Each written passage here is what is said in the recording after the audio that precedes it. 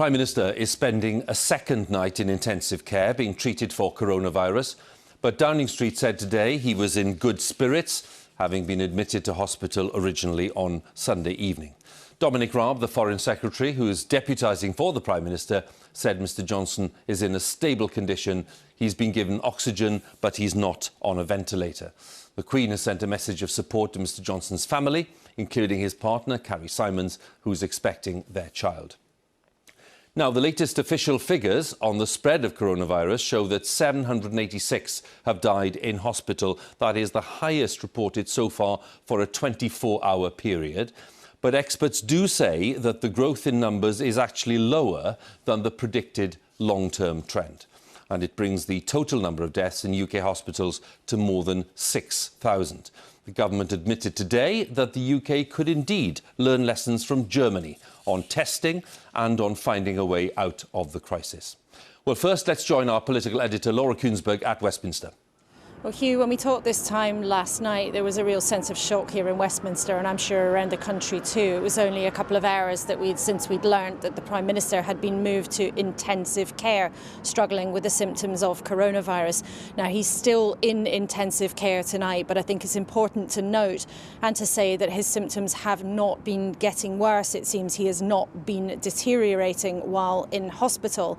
The government, that said, is insisting that business is going on as much as usual as possibly can be. The government machine is still whirring and ticking away. But still, there are questions about exactly how they are managing with the leader absent. It is still a time of profound political and practical pressure. Nothing stops the spring, but the country's on pause, not knowing how deep this crisis will really cut, if the Prime Minister himself will recover.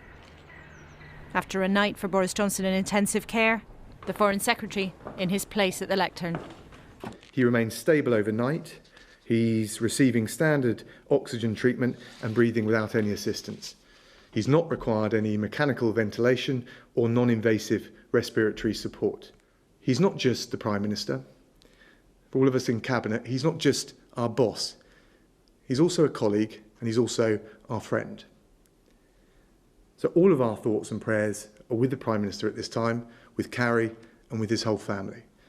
And I'm confident he'll pull through. Because if there's one thing I know about this Prime Minister, he's a fighter. Politicians in other parts of the globe have been laid low, but Boris Johnson's the only world leader needing this kind of emergency care. Stable for now, but in a fast-moving situation. Hi folks, quick update from me on... The last public glimpse of the Prime Minister was on Friday. My own case, although I'm feeling better and I've done my... Obviously ill, speaking from his flat. Admitted to hospital on Sunday, then into intensive care last night. Behind Whitehall's closed doors and empty spaces, the government's machine still whirs. Specific cabinet committees are grappling with different challenges from the crisis. The civil service continues, whatever happens, but many dilemmas are ahead.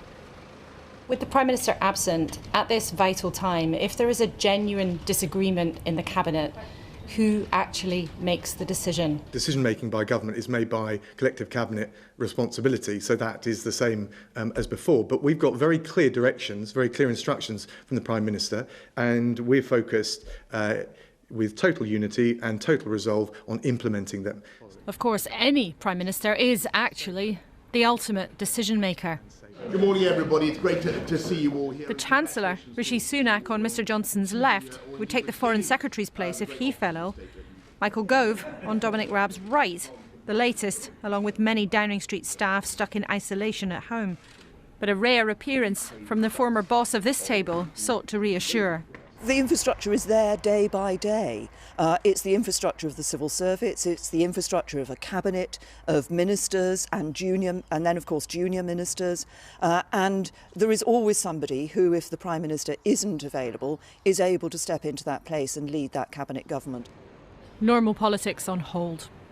Our thoughts are with the Prime Minister, his fiancée and his family. The Labour Party will act in the national interest. And that's why I've offered to act constructively with the government and support them where that's the right thing to do and push them further where we need to do it. I want to send every good wish to him, to his fiancée and to his whole family. We are all willing you on, Boris. Get well soon. A stressful and strange moment of history. An impromptu poster taped to Mr Johnson's own hero. Get well messages from the ward and from Windsor. The Queen sending her own message of support to the Prime Minister's family and his fiancée, expecting her first child. Boris Johnson, Prime Minister, politician, a partner and a father too. Laura Kuenssberg, BBC News. Well, patients suffering the worst effects of coronavirus often need admission to intensive care as the disease attacks the lungs and a ventilator is needed to take over the patient's breathing. Downing Street said today that the Prime Minister was being given oxygen but had not been placed on a ventilator. Our health editor Huw looks at what kind of treatment a patient can expect when they are admitted into intensive care. They're for the sickest patients. Intensive care units in hospitals have sophisticated monitoring equipment and highly trained staff who are constantly checking those in their care. Patients will normally require an oxygen supply, sometimes with devices like this known as CPAP, continuous positive airway pressure. So there could be patients there who are simply on oxygen. Beyond that, we sometimes apply a tight-fitting pressure mask, which if you're wearing it feels a little bit like putting your head out of a moving car window. There's additional pressure to help keep your lungs inflated and help with your work of breathing. If their condition worsens, some patients will be put on a mechanical ventilator to help them breathe. This involves a tube inserted into the airway and the patient will be sedated. Ria was in hospital for an operation and then was diagnosed with COVID-19. She describes what it was like to be an intensive care patient. There was a point where I wasn't sure if I would come out of the hospital. That was the truth. Sorry. It was very hard because I didn't even have the breath to ask the questions. The nurses, the doctors were by my side. They thought of everything I needed before even I could think of it. I owe them my life. My situation started to worsen again. Fez from Bradford was another coronavirus patient who was moved to an intensive care unit and stayed there for 5 days. The first thing was all the wires coming out on me. That was so scary. And having this mask put onto me for about 12 hours, I think it was, that was really scary. And it was also really weird. Each time I'd call for a nurse or a nurse would want to come into the room, they had to put all this protective gear on, which would sometimes take 15 to 20 minutes to put on. But they were fantastic. The latest survey showed that the average age was 60 for COVID patients in intensive care. 73% are men and 27% are women. Those with a BMI over 25, defined as overweight or obese, made up 73% of the patients, and those who had to be put on a ventilator within the first 24 hours accounted for 63%. Coronavirus patients who are still very unwell after 2 weeks are most likely to need intensive care, and that'll require at least a week in hospital. Dr. Ron Daniels, who heads the Sepsis Trust, is a critical care consultant. He says it can take a long time to make a full recovery. For those who've been critically unwell enough to need to be on a ventilator, particularly if it's for more than a few days, which is the majority of patients, we shouldn't expect to see them return to their full level of function for several months after the illness. This is really going to hit people hard. It all depends. Patient experiences in intensive care vary a lot, but they're all there because they're seriously ill. Huw, BBC News.